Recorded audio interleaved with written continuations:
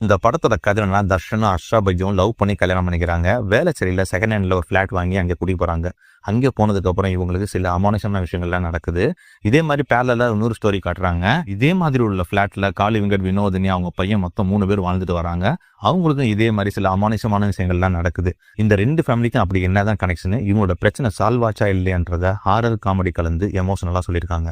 இந்த படம் எப்படி இருந்துச்சுன்னா, ஓப்பனா சொல்லணும்னா இது ஒரு சயின்ஸ் ஃபிக்ஷன் படம். பேரலல் யூனிவர்ஸ், வார்ம் ஹோல், டெசராக்ட்னு ஏகப்பட்ட விஷயங்களை லோ பட்ஜெட்ல சொல்லியிருக்காங்க.